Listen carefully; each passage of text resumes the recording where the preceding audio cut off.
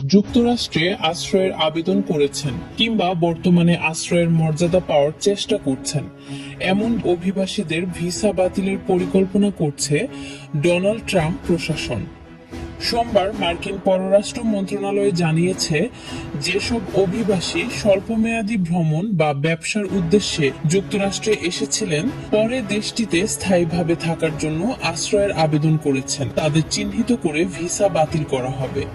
এ বিষয়ে homeland security বিভাগের সঙ্গে যৌথভাবে কাজ করছে পররাষ্ট্র মন্ত্রণালয়। তবে ঠিক কতজনের ভিসা বাতিল করা হবে সে সংখ্যা এখনো আনুষ্ঠানিকভাবে জানানো হয়নি। তবে সরকারি নথি ও দুই মার্কিন কর্মকর্তার বরাতে অ্যাসোসিয়েটেড প্রেস জানিয়েছে, প্রায় 2 লাখ অভিবাসীর ব্যবসা ও পর্যটন ভিসা বাতিল হতে পারে।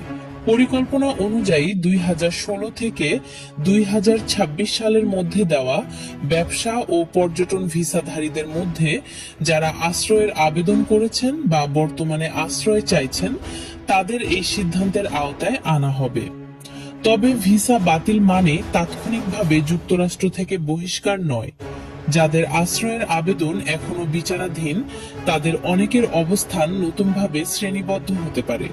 তবে তারা আর ব্যবসা বা পর্যটন ভিসাধারী হিসেবে থাকার সুযোগ পাবেন না।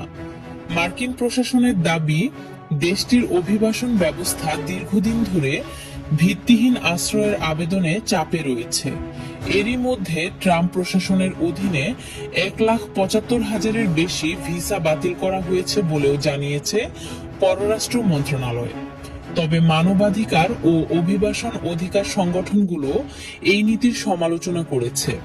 তাদের অভিযোগ, এমন কঠোর পদক্ষেপে অভিবাসীদের যথাযথ আইনি প্রক্রিয়ার অধিকার ক্ষতিগ্রস্ত হতে পারে এবং সংখ্যালঘু সম্প্রদায়ের মধ্যে বৈষম্য ও হয়রানির আশঙ্কা বাড়তে পারে।